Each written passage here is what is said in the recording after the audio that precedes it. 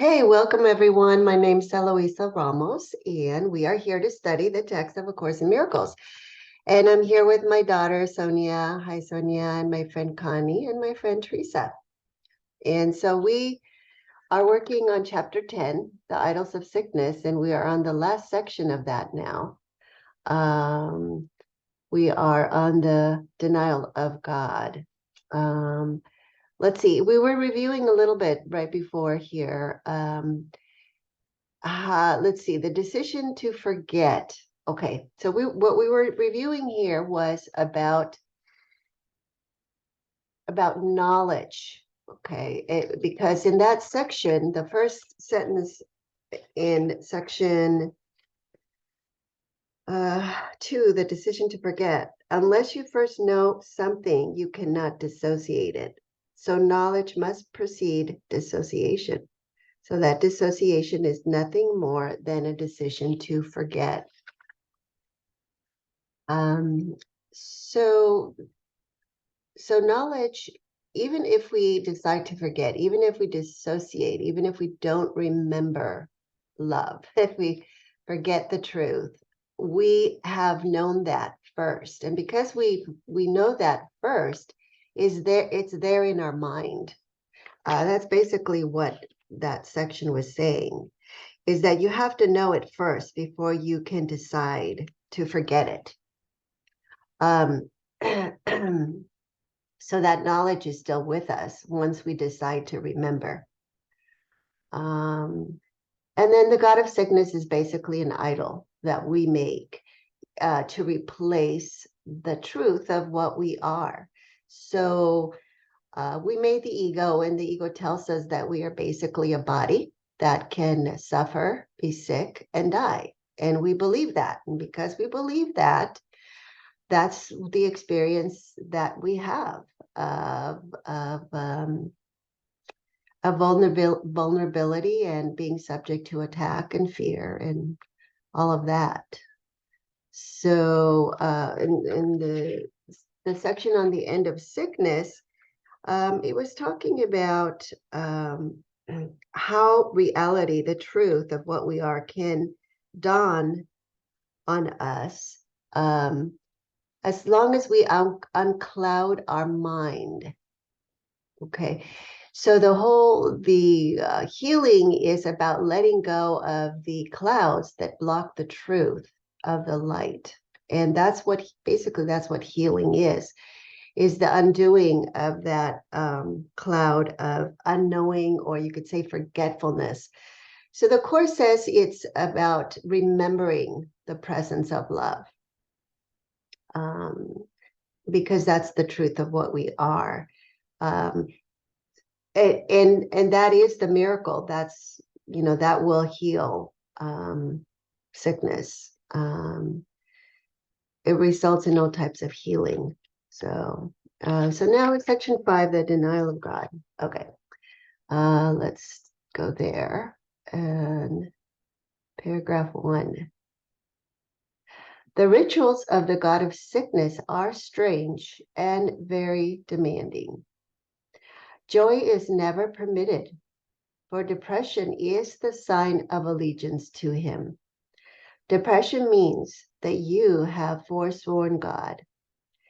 Many are afraid of blasphemy, but they do not understand what it means. They do not realize that to deny God is to deny their own identity, with a capital I there. And in this sense, the wages of sin is death. The sense is very literal. Denial of life perceives its opposite, as all forms of denial replace what is with what is not. No one can really do this, but that you can think you can and believe you have is beyond dispute. Okay. Yes, so when we make an idol or a God with a little g, we were talking a little bit earlier about addictions, Connie, remember? you can look at rituals as something similar to that, because it's a repetitive pattern of, thinking, of doing, of perceiving that keeps us stuck. Um, and and that's what it's talking about here. They're strange and they're very demanding. So for one, joy is never permitted. Okay, so if we're going to uh, honor and worship the God of sickness, well, first of all, we cannot be joyful. Um, I've worked with clients and I've seen this in with my own mother, you could say. And also a little bit with me when I was younger, that that there's almost I don't want to say, there's almost like a reverence paid to sadness, to people who are in mourning, to people who are depressed. I even remember in fifth grade that I was this, happy little girl and smiling and everything.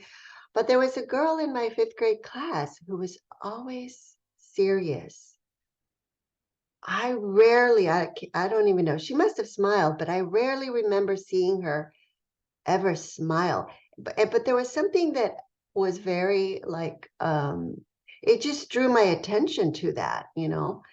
Um, and I thought, oh, I should be more like that. I should be more serious. Because she seems so stoic and so, formal and so I don't know what that was, but I do remember that my mother really believed that suffering was how you kind of purified yourself and made yourself worthy of going to heaven. So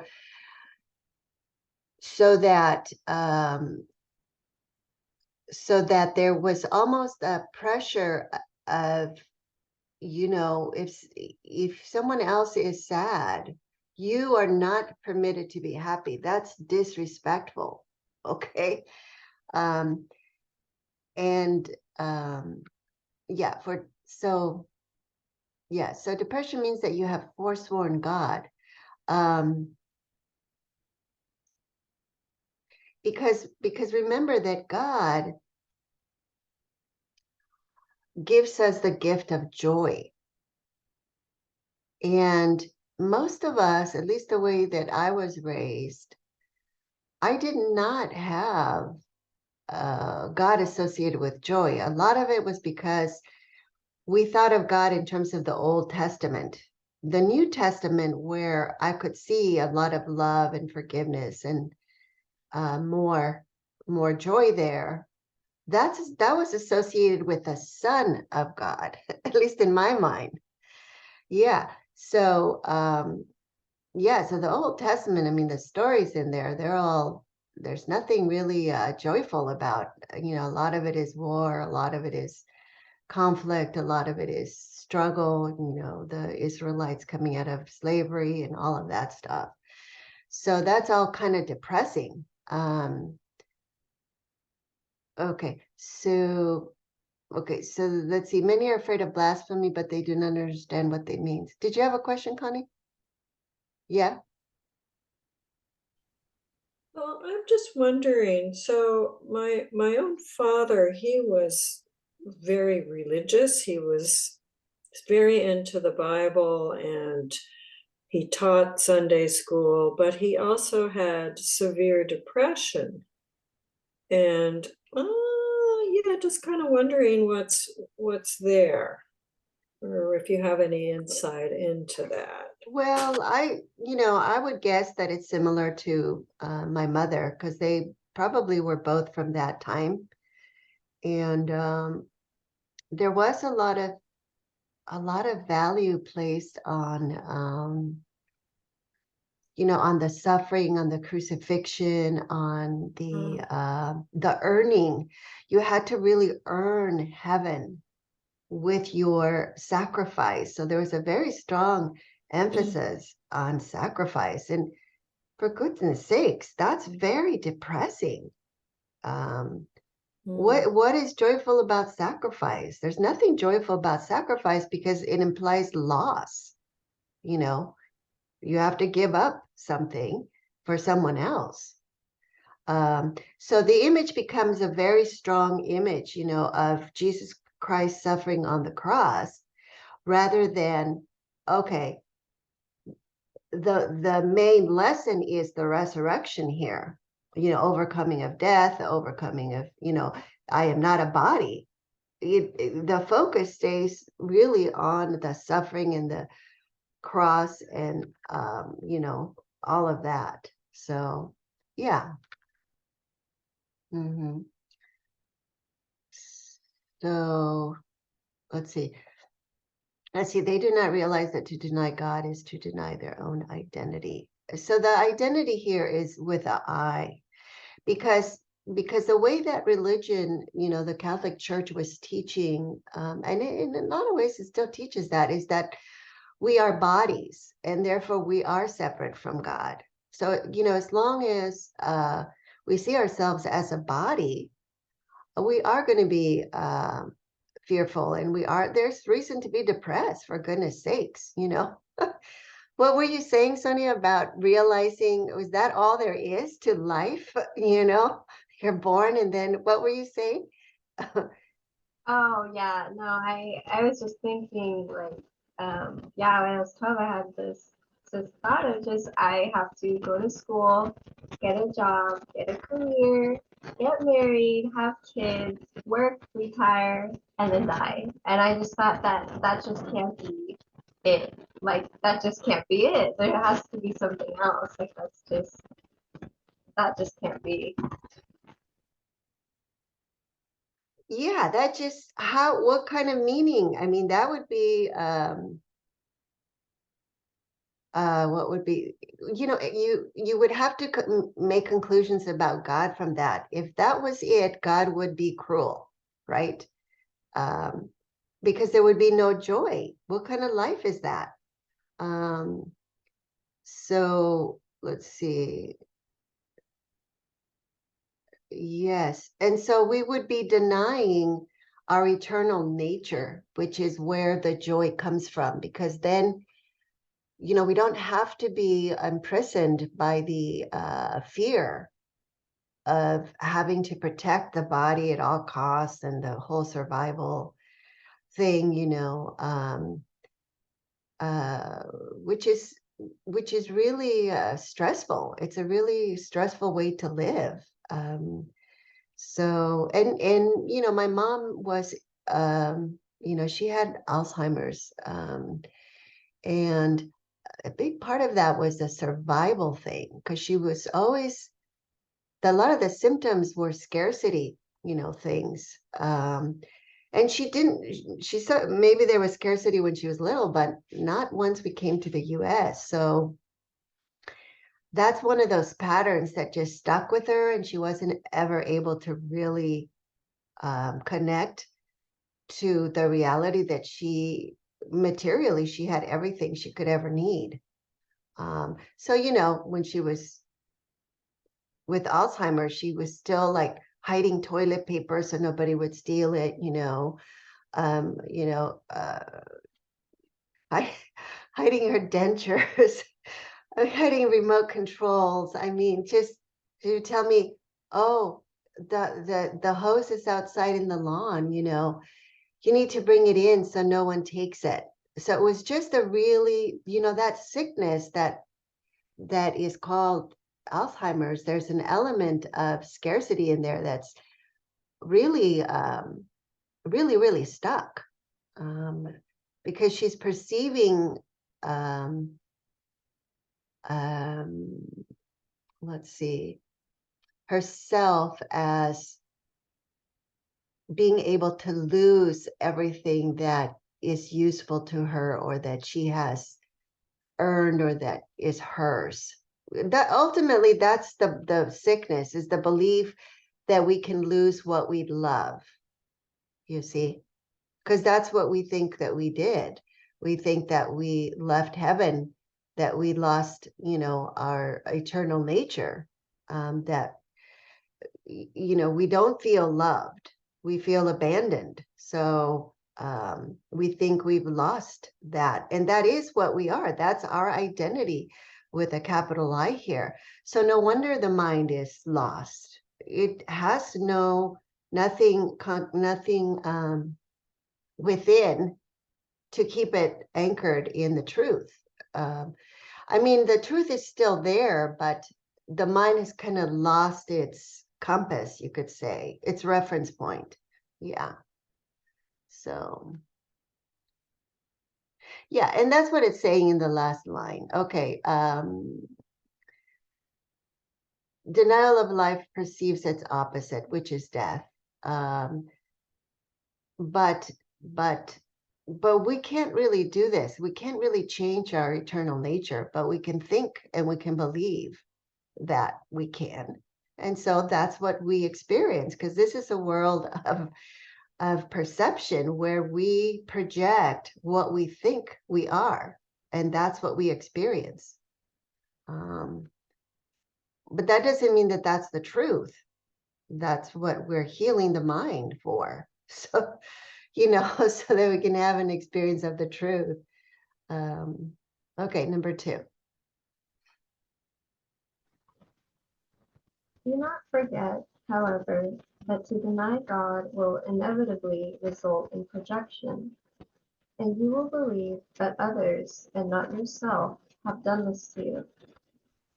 You must receive the message you give, because it is the message you want. You may believe that you judge your brothers by the messages they give you, but you have judged them by the message you give to them.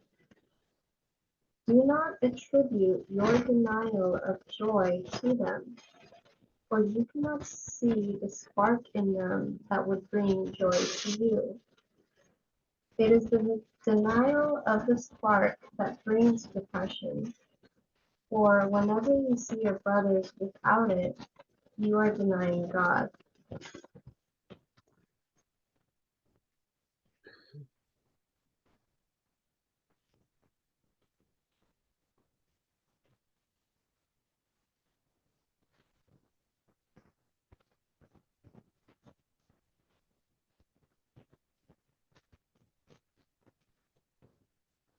What do you think, Sonia? This just reminded me of one of the review lessons for today. My holiness envelops everything I see.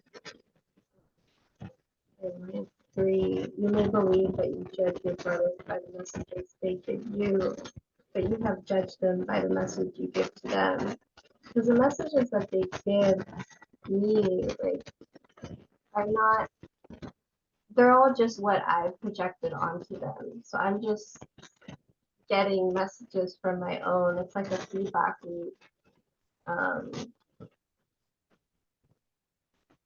So it just reminded me of the lesson. That's it. Yes, so this paragraph is talking about the world. So this world is a world of perception, and this is how perception works. It works through projection. So what we think we are, we project, and then we see them outside as if they have their own existence separate from our mind, but they don't. They're just projections that get reflected back to us, as if we were not the ones that projected them out. So it's a way to kind of keep ourselves, what's the word? From taking responsibility for the messages that we are giving through our thinking, our judgments, and our thoughts. Okay. Yes, and it's to deny God.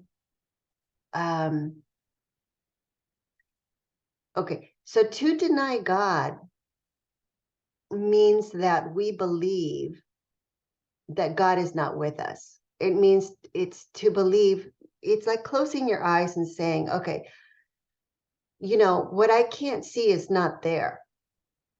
Okay, so that's denial. It is there, but I close my eyes so I can't see it. So I'm denying that it's there. Okay. And once I do that, I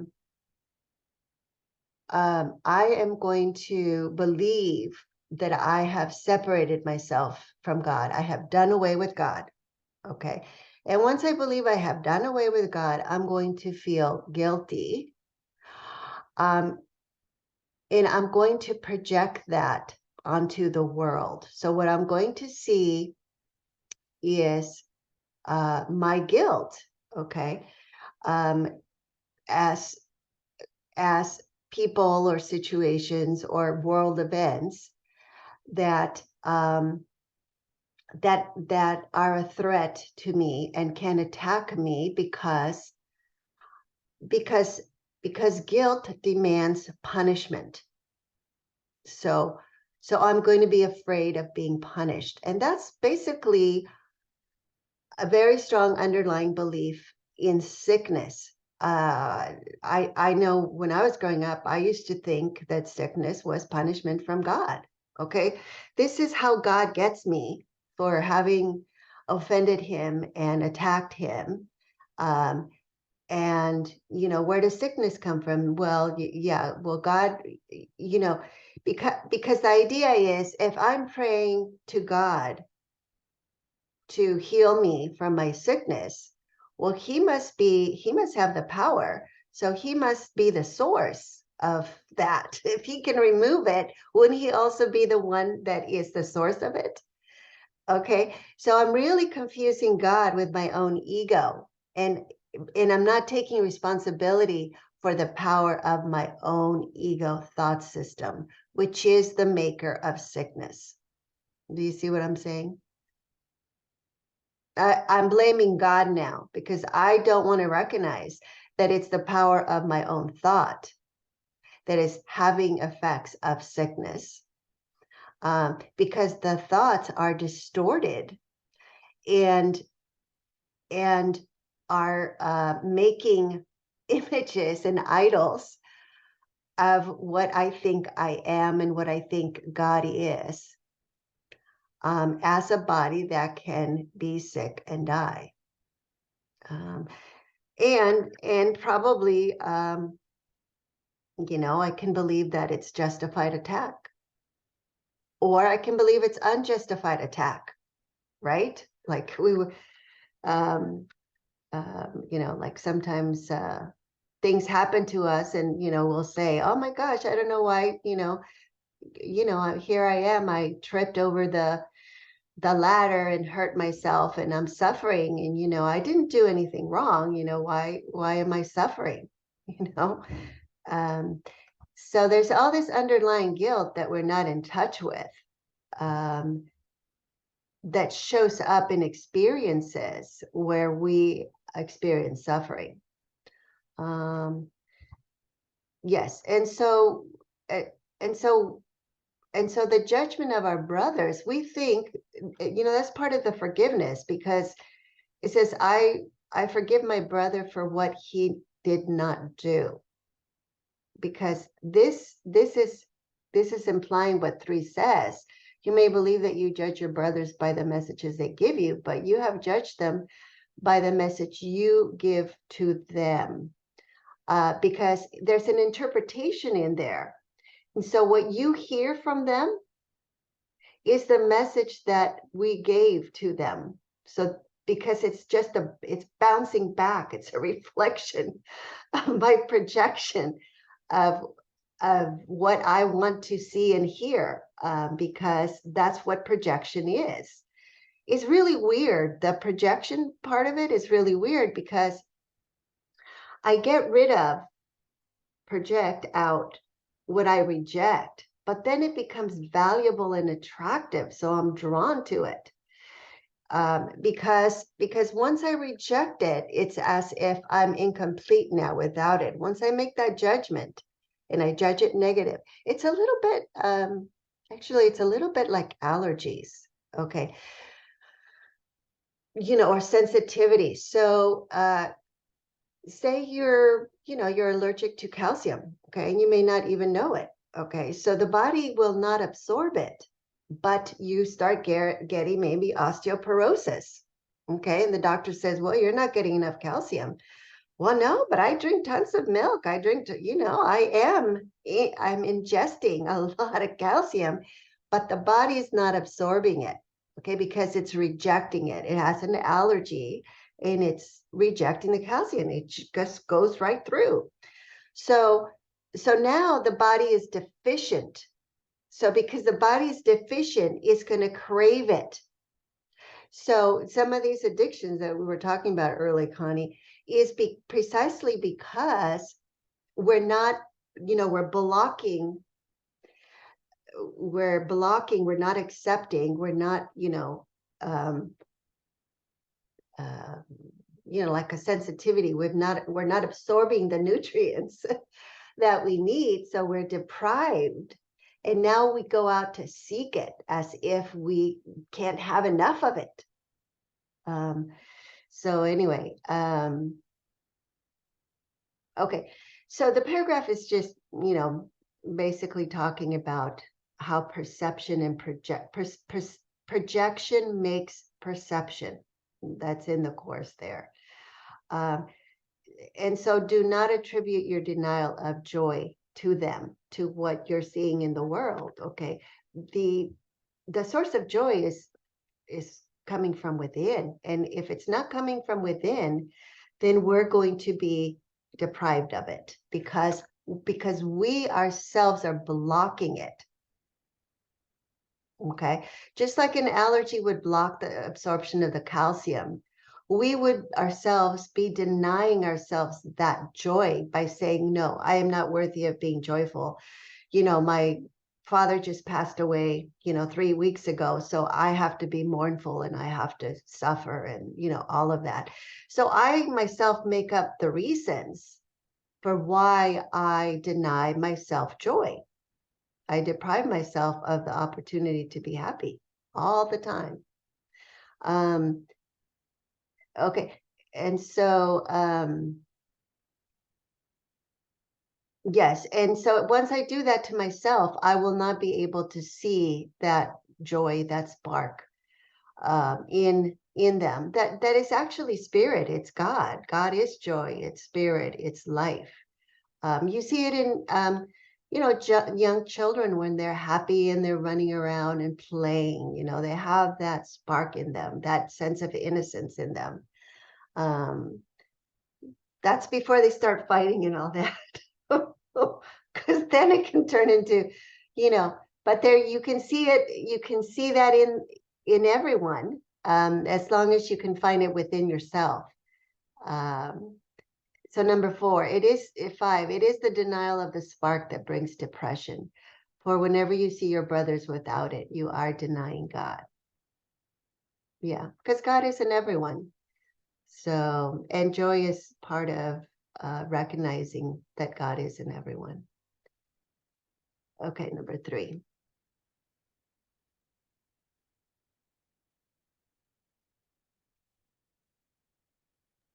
Okay, sorry, that would be me. Okay. Okay. Allegiance to the denial of God is the ego's religion. The God of sickness obviously demands the denial of health because health is in direct opposition to its own survival. But consider what this means to you.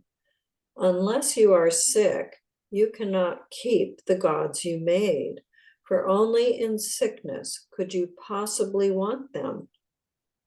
Blasphemy, then, is self-destructive, not God-destructive. It means that you are willing not to know yourself in order to be sick. This is the offering your God demands because, having made him out of your insanity, he is an insane idea. He has many forms, but although he may seem to be many different things. He is but one idea, the denial of God. Mhm. The way that the Course phrases it sometimes is sickness is the denial of truth. And of course, truth is just another word for God. Um, so it's the denial of our true nature, our true eternal spirit. And the ego, the survival of the ego, of course, depends on that denial, because the ego stands for that tiny mad idea that seem to have managed to enter into eternity, okay, which is, of course, insanity, because eternity encompasses everything. There can be nothing outside of eternity. So the tiny mad idea cannot exist in reality to be able to intrude upon eternity. So that's part of what it's saying here, is that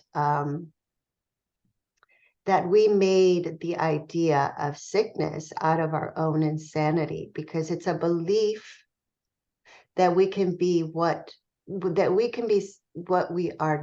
No, that it's a belief that we can make ourselves as we are not, that we can change how God created us. Okay. And that would be the denial of God, the denial of our eternal godliness, which is non-changing. And that can be considered, talking against God or blasphemy, but it's basically self-destructive. It doesn't do anything to God, because God is not subject to destruction. God is eternal.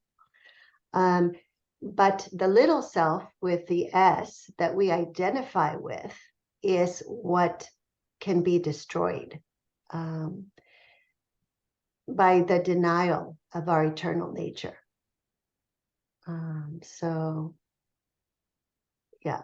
And so too, the God of sickness obviously demands the denial of health, because health is in direct opposition to its own survival of the ego, of course. And, another way to talk about health is that health is inner peace. So sickness implies a loss of inner peace. It implies conflict and stress and fear and, struggle and battle and a fight for survival. And, it's, a lot of suffering, a lot of pain.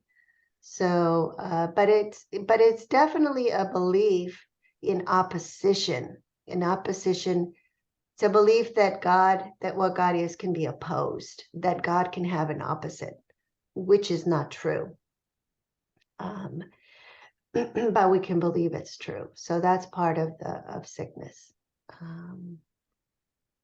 Okay, let's see, number 4.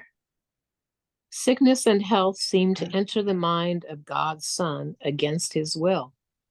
The attack on God made his Son think he was fatherless, and out of his depression, he made the God of depression.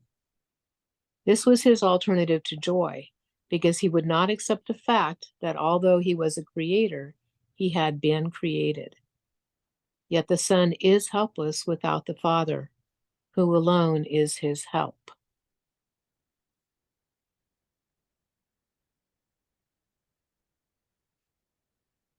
This was totally insane. It reiterates what was said in the last paragraph, which is that, we choose ego, sickness, death, and then we think it's out of our control and God is attacking us. And really we're not accepting him and not allowing ourselves to be joyful. Mhm. Because we are not without God.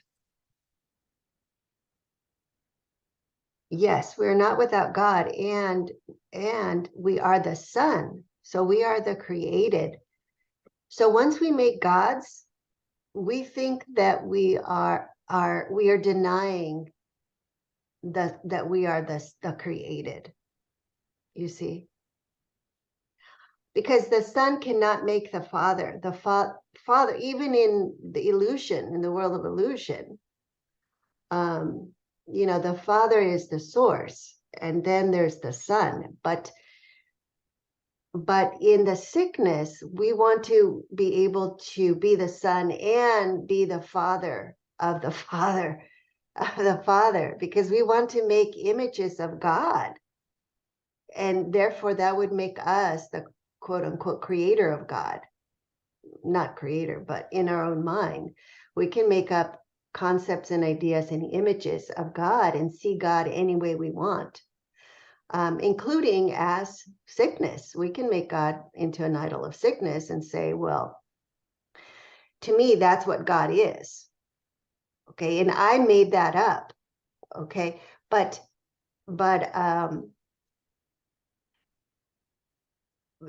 and so that's failing to recognize that I am the Son and the created, and that I do not have power to reverse that and now make myself the source of God, which is what the ego thinks, and the ego, of course, is insane.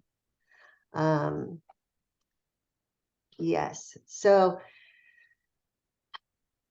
let's see. So the result is that we block the joy, like we were saying, Teresa. Because we make the belief in opposition real, and now we end up with a world of duality with opposites. So now we think that joy has an opposite, and it's depression. Okay, and that then proves it, that yes, there's an opposite to God, there's an opposite to joy, and that would mean that what we make is greater than God, because it has been able to, quote unquote, attack God. That's what we believe when we believe in sin. So it's pretty, upside down. Okay. But, but if we really are honest with ourselves, line 4, yet the Son is helpless without the Father, who alone is his help. I mean, in all honesty, when we're down in the dumps, ultimately we know that we're helpless without our higher source. Yeah. Okay, number 5. Oh, my turn. I said before that of yourself you can do nothing, but you are not of yourself. If you were, what you have made would be true, and you could never escape. It is because you did not make yourself that you need be troubled over nothing. Your gods are nothing, because your Father did not create them. You cannot make creators who are unlike your Creator, with a capital C, any more than he could have created a son who was unlike him. If creation is sharing, it cannot create what is unlike itself. It can share only what it is. Depression is isolation, and so it could not have been created.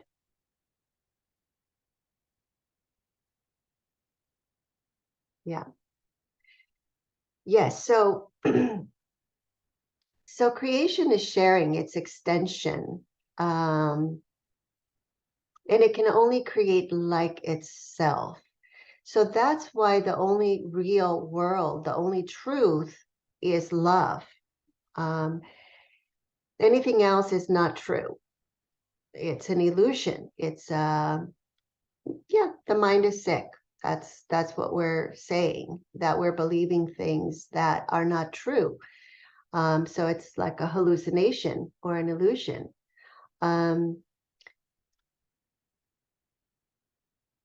Yes, so we are co-creators with God. So of ourselves as a separate self that we believe we are, we can make things up, okay? But that's not doing anything, because they're all temporal things that come and go. It has nothing to do with eternally.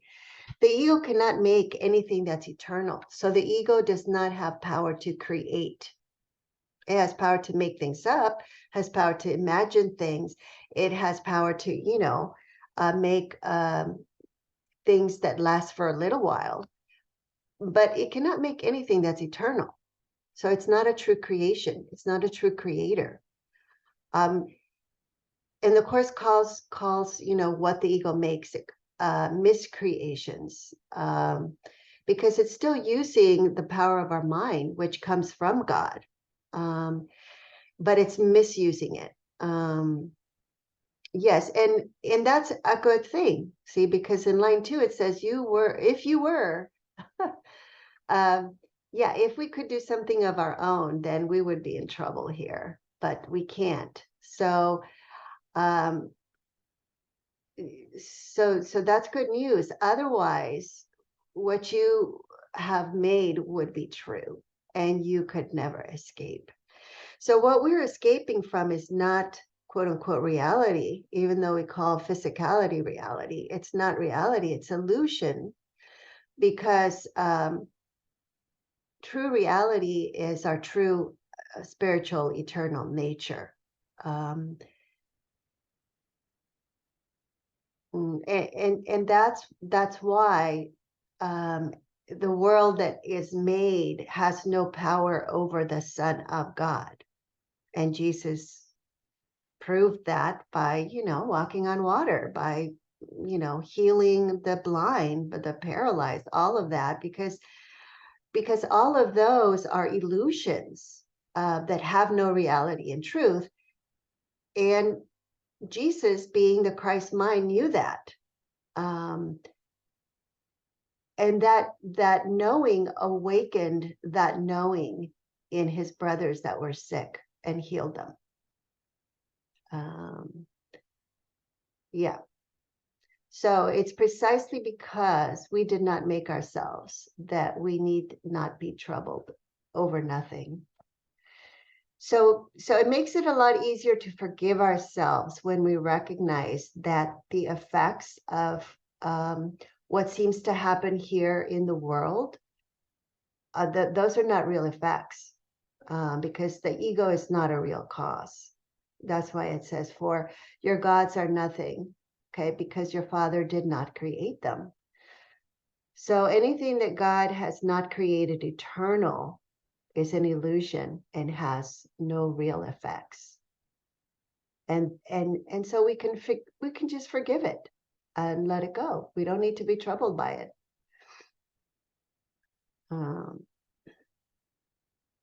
Yeah, and we cannot make creators. That would be the idols, the gods of sickness. That we can't really do that. We think we can, but in truth, nothing happens.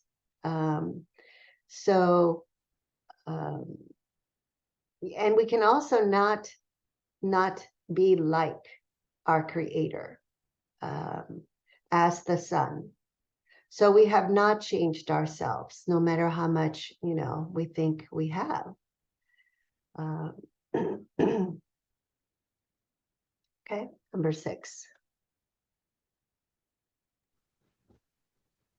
Son of God, you have not sinned, but you have been much mistaken. Yet this can be corrected, and God will help you, knowing that you could not sin against him.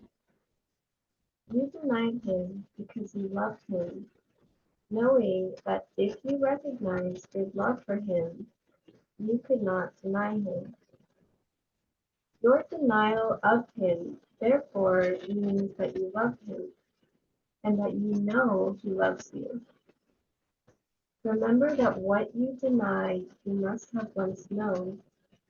And if you accept that denial, you can accept its undoing.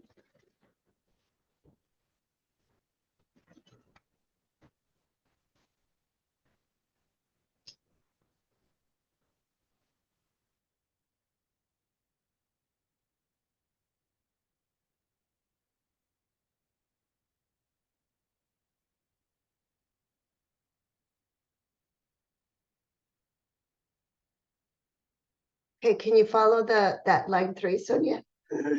Line 3. Yeah, because Denial. sickness is a denial of God. So line 3 is basically saying, look, you can just undo that sickness there.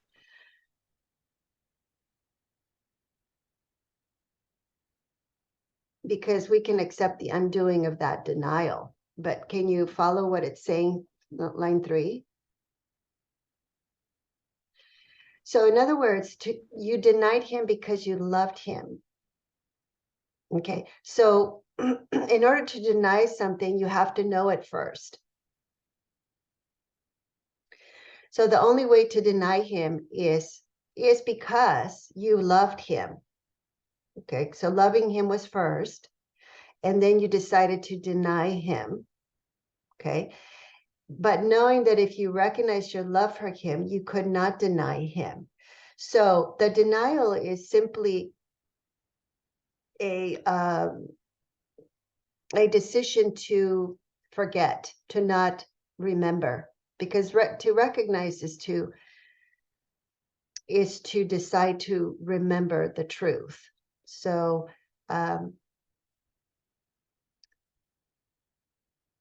so to recognize your love for him would be to not deny him.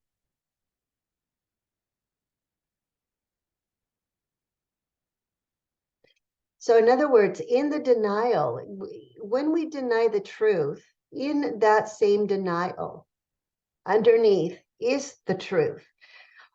That's why, everything that the ego makes, the Holy Spirit can use to heal the mind. Because underneath the denial, underneath the problem, as you look at the error with the Holy Spirit and you release the layers, the truth is under there. The insight, the recognition is there of the truth of what we are, that we have never left God. We're one with God.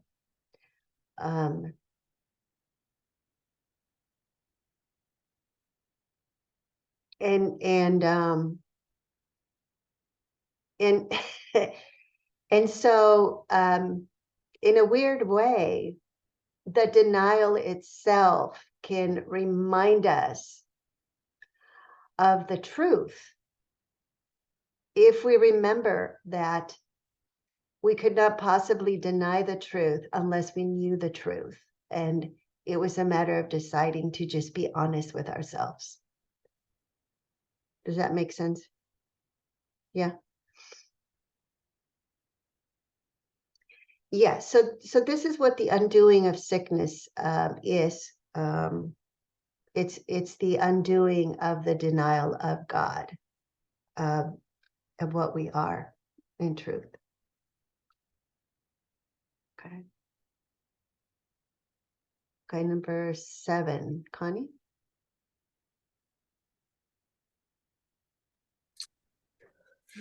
That whole thing is I don't know how that landed for you, Sonia, but for me, it's like, oh boy, that seems so tricky to do, to remember my love for God.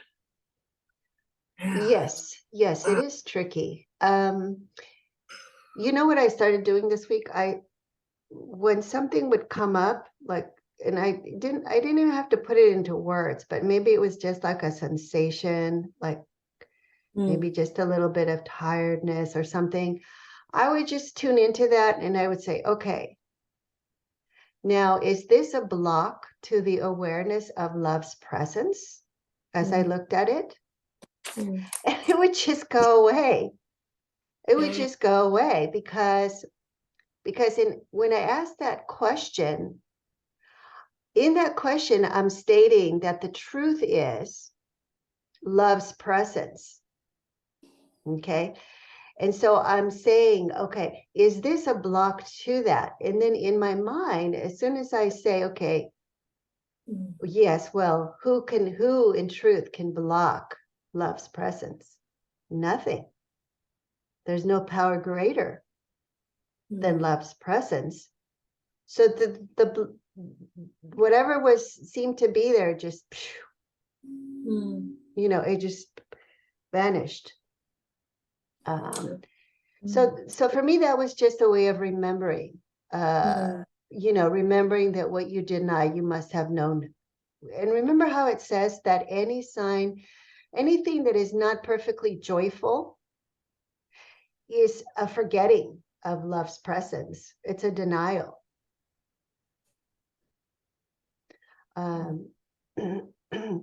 But in that denial, if I really look at that, there's also the memory of what I know, at least the memory of that presence.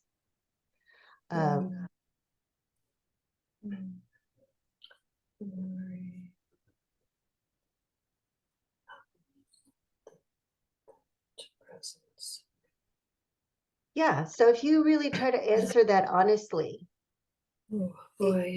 yeah, it is. It's a process. You have to be able to work with the thoughts of God that the Course gives you to be able to undo. See, the undoing. You accept its undoing. The unraveling.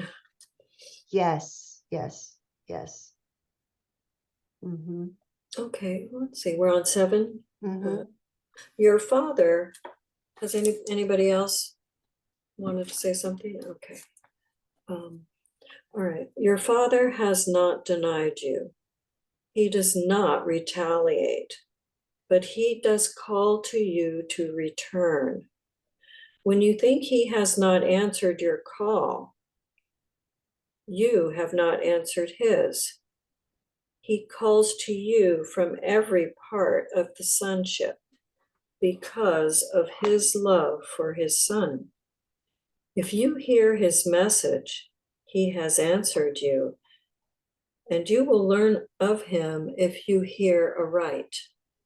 The love of God is in everything he created, for his Son is everywhere.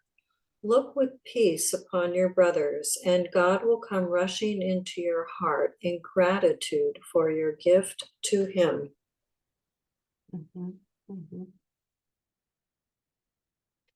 Yes, so health is inner peace. So see number 7, look with peace upon your brothers, and God will come rushing into your heart in gratitude. And that's what health is. It's inner peace. And when there's inner peace, then we are in our right mind, and God can come, and God can take the last step and come rushing into our heart. So it's opening up the heart, it's opening up the right mind to the presence of God, of love. And it was also like the lesson you were talking about today, right, Sonia? Remind us of the lesson again. It was 36. My holiness envelops everything I see. Yeah, my holiness. Where does my holiness come from? It comes from God. It's the love of God. So that it's saying the same thing here. The love of God, line 6, is in everything he created, for his son is everywhere.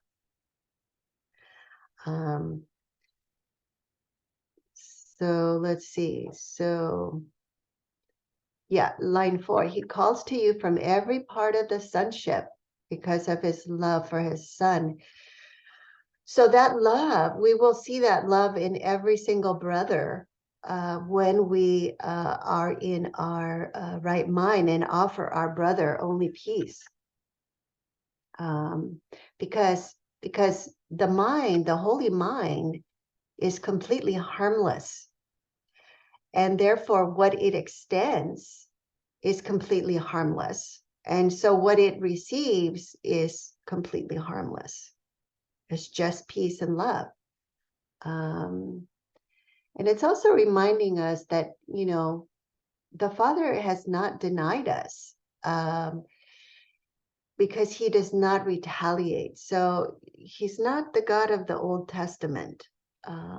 He's a God of unconditional love. And he's calling us to return to that, to return to unconditional love. And there's another part that says, remember that God is well pleased with you. So whenever there's a problem or anything that we experience, to remember that God is well pleased with us. So in other words, that this problem would not be something that would be some form of punishment from God or retaliation from God. That would not be true. So that we can be reminded that that it's an illusion, that our mind is fabricating and inventing, distorting what we are experiencing and seeing because we have believed ideas that are not true. And those are the ideas that need to be healed and released. So, yeah. Okay, number 8. Do not look to the God of sickness for healing, but only to the God of love. For healing is the acknowledgement of him. When you acknowledge him, you will know that he has never ceased to acknowledge you. and that in his acknowledgement of you lies your being. You are not sick and you cannot die, but you can confuse yourself with things that do. Remember, though, that to do this is blasphemy, for it means that you are looking without love on God and his creation, from which he cannot be separated.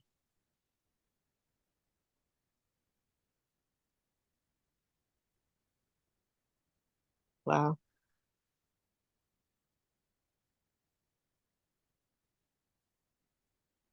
Basically, it's reminding us that we're not separate from God and that healing is from God.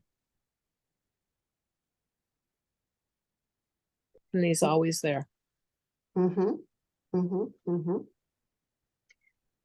and notice the little g on the God of sickness in the first line there, and the capital G in the God of love. Okay, because only one is real.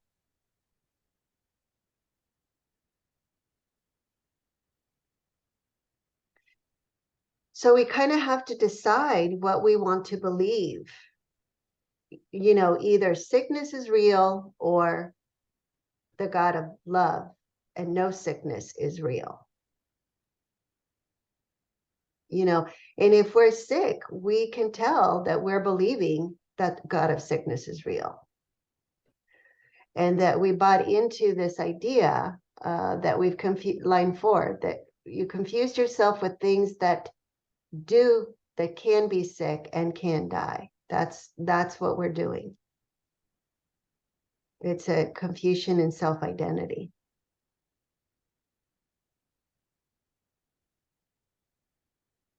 So only when we are confused about our self-identity can we worship a God of sickness.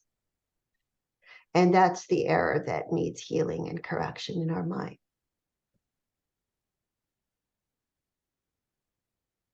Yeah, because it means that we are looking without love on God and his creation, from which he cannot be separated. And so it's a decision, and we can change our mind and choose love. That's forgiveness. So we can choose to forgive, what we're seeing. So that we can choose the God of love, so that we can decide for the God of love. Okay, number 9, let's see. Only the eternal can be loved. for love does not die. What is of God is his forever, and you are of God. Would he allow himself to suffer? And would he offer his son anything that is not acceptable to him? If you will accept yourself as God created you, you will be incapable of suffering. Yet to do this, you must acknowledge him as your creator. This is not because you will be punished otherwise. It is merely because your acknowledgement of your Father is the acknowledgement of yourself as you are. Your Father created you holy without sin, holy without pain, and holy without suffering of any kind. If you deny him, you bring sin, pain, and suffering into your own mind because of the power he gave it. Your mind is capable of creating worlds, but it can also deny what it creates because it is free.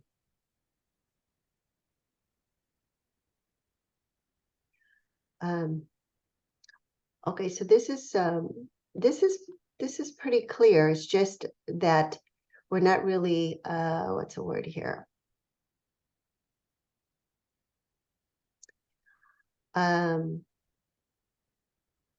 We may have resistance to accepting what it's saying here because it's saying that we don't need to suffer at all. Number 9, your Father created you holy without sin, holy without pain, holy without suffering of any kind. Okay. So yes. So 5, if you will accept yourself as God created you, you will be incapable of suffering. Okay. So it's possible to live without suffering here, to live a joyful life that's peaceful and loving and be free of suffering. And if there is suffering, let's see, it's coming from denying him, God, okay? And the idea of sin, pain, and suffering will enter into our own mind. Okay, now notice here that it says into your own mind with a little m, okay? So the pain, the sin, and the suffering, that comes into our own small little ego mind. Because once we deny him with a capital H, we have identified ourselves with the ego that is separate from him. And now we are in the wrong mind. And this is where we experience sin, pain, and suffering. Okay, and the self that is in the wrong mind is not the true self. It's a self-image that we made of ourselves as an ego or a body that is the one that is in pain and suffering.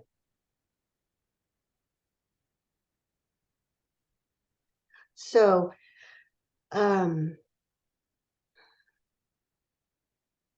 yeah, so because the mind was created free with free will, okay, it can co-create with God, but it can also deny what it creates because it's free. That's part of the free will. But just because it denies it, it doesn't mean that it's going to be punished for it, or that God's going to retaliate, or that it has destroyed heaven, or that it has hurt God. It hasn't done any of that. It has simply you could say it's fallen asleep, or that the mind is sick and it needs healing. That's all. It has imprisoned its own will. So because it is free, to deny the truth means to imprison our own will. And that's why we feel so stuck, because we imprison ourselves when we deny the truth.